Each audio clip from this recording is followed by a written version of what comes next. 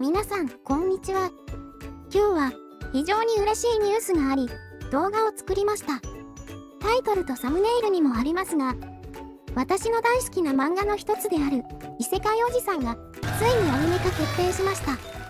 いつかアニメ化するだろうとは思っていましたが、これは本当に嬉しいニュースです。本作は結構有名な作品なので、知っている人も多いと思いますが、知らない人のために一応簡単に本作の内容とメインのキャラクターの紹介をします。本作はナロー作品とは逆の発想で描かれた漫画です。主人公であるおじさんは10年以上異世界で最強の魔法使いとして活躍していましたが、現代に帰ってきます。現代で魔法を使って YouTuber として生計を立てながら、同居している甥っ子の高文や高文のことが好きな女子の藤宮に異世界での出来事の話をしつつ日常を過ごすギャグやラブコメ要素をたくさん含んだ漫画です。おじさんは基本的にブサメンなので異世界でモンスター扱いされていましたが、現時点で3人の女の子がおじさんに声を寄せるようになります。1人目はツンデレエルフさん。現状、メインヒロイン枠です。今時逆に珍しいレベルでツンデレなのですが、おじさんはエルフさんの行為に一切気がつかず、エルフさんのツンの部分をただの嫌がらせと勘違いしています。2人目は頭身剣の使い手、メイベル。彼女は長いこと引きこもりでしたが、おじさんの手によって世に出た女の子です。エルフさんほどではないですが、おじさんに好意を持っている様子です。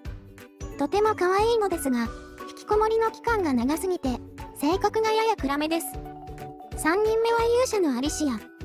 彼女は登場時はただの僧侶的ポジションでしたが、おじさんの活躍により大きな手柄を挙げ、勇者扱いされるようになります。最初は名前だけの勇者でしたが、徐々に勇者にふさわしい力をつけるようになっていきます。こちらもツンデレさんほどではないですが、おじさんに好意があるようです。このように3人の美少女から好意を寄せられるおじさんですが、全く好意に気がついておらず、淡々と話をするギャップが面白いです。また、本作は異世界の話だけでなく、現代での話も面白いです。長年異世界に行っていたため、現代の進化をあまり知らないおじさんの勘違いや、現代で魔法を使うことで起きる出来事など、笑いどころがとても多いです。また、おじさんは熱狂的なセガのファンで、行動理念がほとんどセガのゲームに基づいています。この辺の信者っぷりもとても面白いです。とにかく魅力に溢れた作品なのですが、おそらくアニメ化はまだまだ先なので、気長に待つようにしましょう。原作未読の人は、もうすぐコミックスの6巻が発売しますので、これを機に読んでみてはいかがでしょうか。